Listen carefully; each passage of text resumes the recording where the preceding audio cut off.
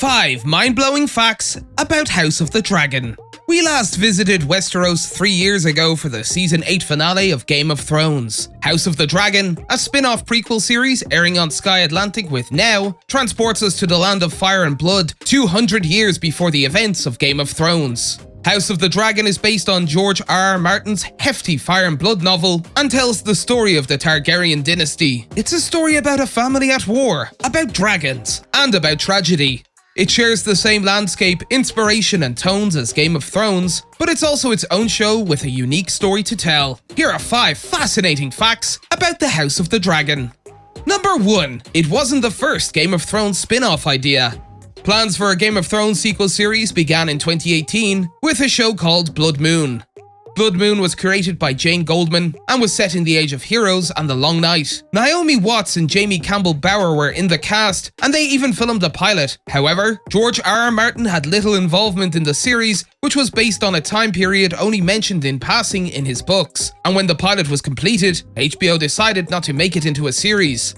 Ryan Condal, showrunner of House of the Dragon, believes that the lengthy process of selecting the first Game of Thrones spin-off show was worthwhile. Condal said, speaking at Comic-Con, "This was the successor show that George was most excited about." He then added, "It dives into the story of the Targaryen dynasty. That's something we hear about in Ice and Fire, the original book, but we never got a real sense of it. This series begins at the pinnacle, at the height of the dynasty, with all of their wealth and influence, and the most dragons they'll ever have. It's just before the bloom starts to come off the rose."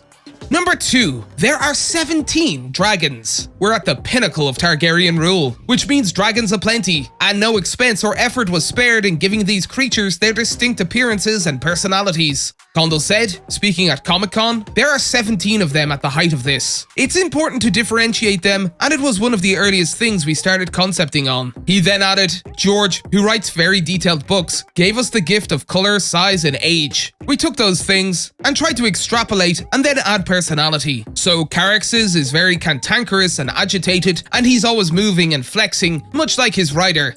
Talking about the future of these dragons, he said, "We built out from Cyrax and Carax's, and Vagar, the biggest dragon alive right now. We've designed dragons you won't see in Season 1. There's much yet to come, and which is the best one?" Matt Smith, who plays Daemon Targaryen, is totally unbiased in his verdict that his dragon is the finest.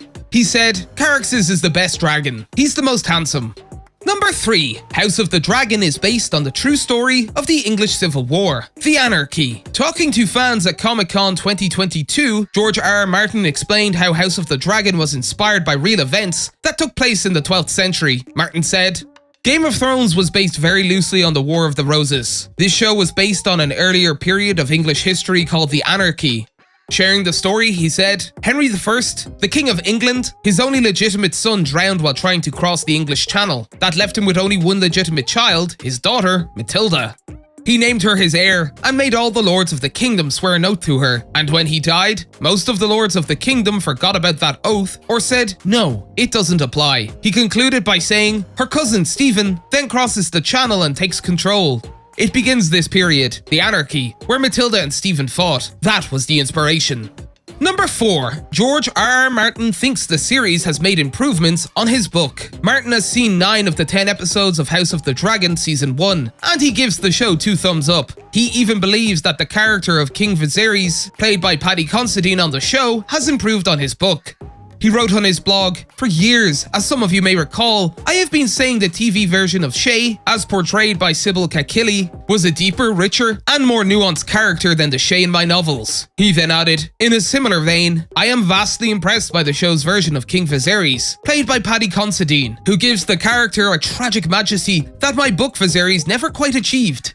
He then concluded by saying, "Kudos to Paddy, Ryan and his writers, and Miguel and the other directors."